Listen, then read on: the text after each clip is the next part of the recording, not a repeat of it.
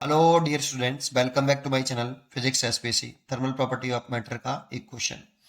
The temperature of 100 gram of water is to be raised from 24 degree Celsius to 90 degree Celsius by adding steam to it. The mass of the steam required for this purpose is. Solution देखो, 100 gram water है मेरे पास।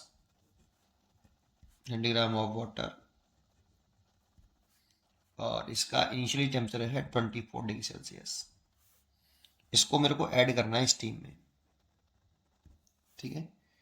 अब कितना steam का मास है, mass of steam required, तो M ग्राम मान लेता हूं। ये मैंने लेट किया है, ठीक है। स्टीम, और ये 100 डिग्री सेल्सियस पर होता है बेटा।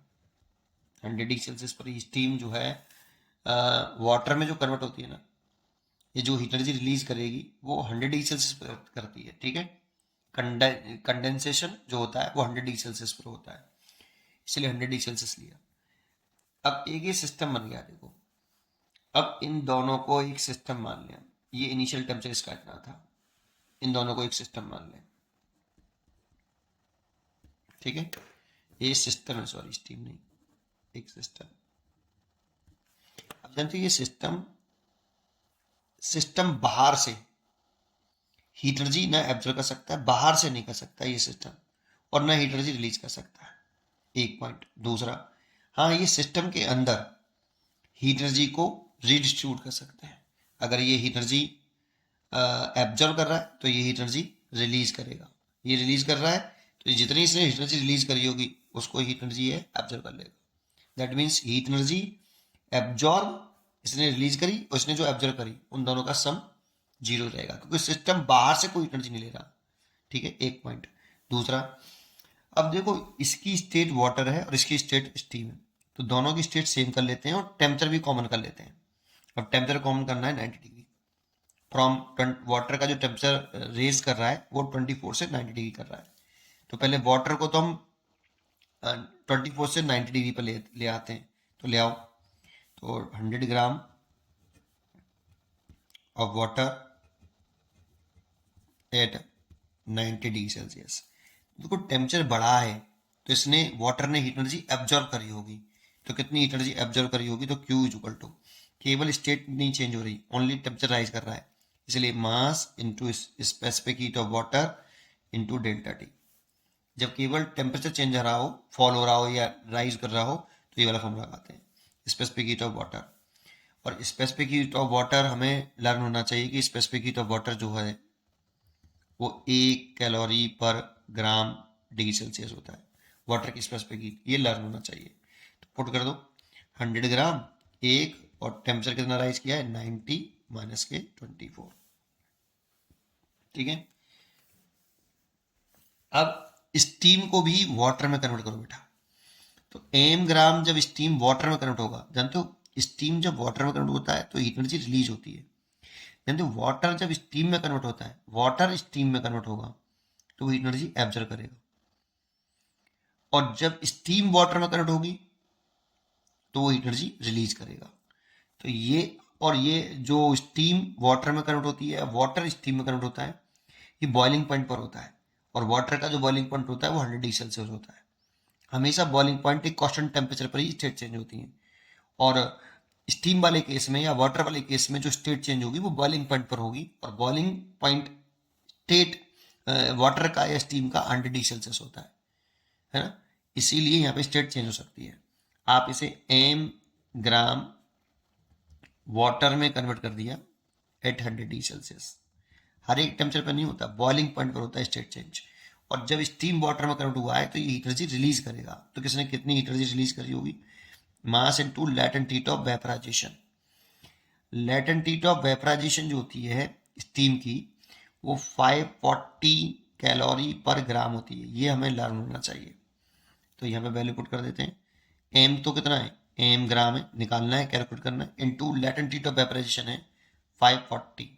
इतनी कैलोरी इसने रिलीज करी होगी, लेकिन यहाँ पे ये 90 है और यहाँ पे 100 है। स्टेट सेम होनी चाहिए एज वेल एज टेम्परेचर भी सेम होना चाहिए, क्योंकि मिक्सिंग करने के बाद फाइनली टेम्परेचर सेम हो जाता है, ठीक है।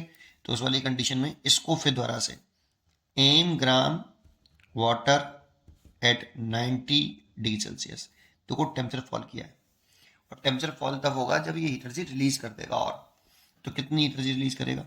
अब स्टेट चेंज नहीं हो रही, ओनली टेम्परेचर फॉल हो रहा है। तो M specific heat of water into delta T.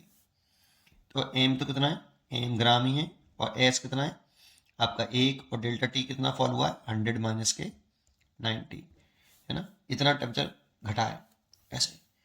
तो अब देखो हमारे पास टोटल अगर हम यहाँ पे देखें तो एक सिस्टम बन गया हमारे पास, 100 plus small m gram water आ गया बेटा, और वो भी कितने पर 90 डिग्री सेल्सियस टेम्परेचर पर टोटल। अब देखो स्टेट सेम हो गई और टेम्परेचर भी सेम हो गया।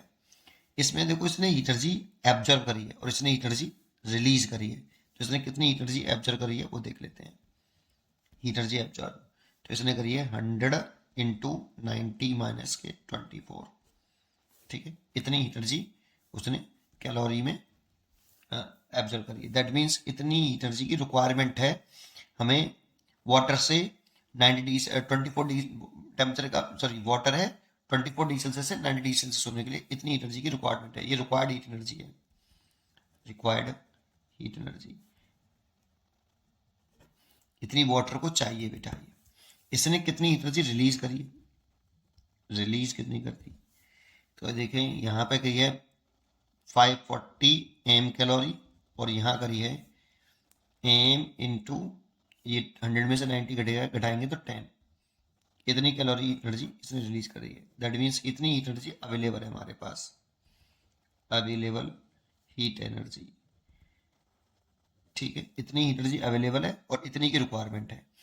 अब अगर ये दोनों जितनी हीट एनर्जी इसने एब्जॉर्व करी, ये कहाँ से लाया हीट एनर्जी भाई एब्जॉर्व करने के लिए, बाहर से तो ले नहीं सकता, और इतने रिलीज करी तो इसने जितनी रिलीज करी उसको ये एब्जॉर्व कर लेगा।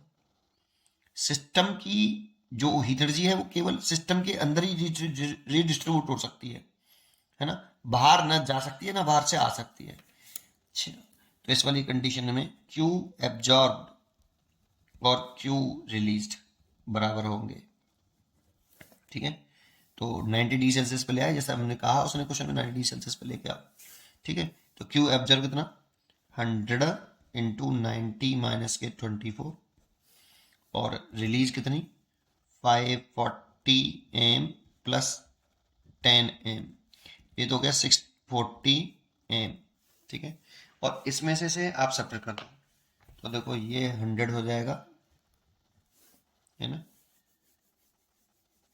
अच्छा ये 540 क्यों होगा, अरे यार जोड़ना भी नहीं आता, ये 550 होगा यार, 10 ही तो जोड़ा है, 100 थोड़ी जोड़ा है, इतने हैं। और ये 100 इंटू इसमें से सब्ट्रैक्ट कर देंगे तो ये 66 आ जाएगा, ठीक है। सही है। अब देखो क्या करें, एक जीरो से तो एक जीरो काट दे, ये 660 हो जाएगा और नीचे 55 हो जाएगा, इतना एम। अब 6 से 11 से काट दें तो ये 60 और ये 5, तो एम इज इक्वल टू आ जाएगा 60/5, दैट मीन्स 12 ग्राम, है ना। तो जो हमने जो स्टीम कंसिडर करी थी एम ग्राम कंसिडर करी थी, वो 12 ग्राम स्टीम होगी बेटा, इसीलिए 12 gram steam, C choice is correct. उम्मीद करता हूँ कि आपको ये क्वेश्चन जरूर समझ में आया होगा। पढ़ते रहिए और खुश रहिए। Thank you.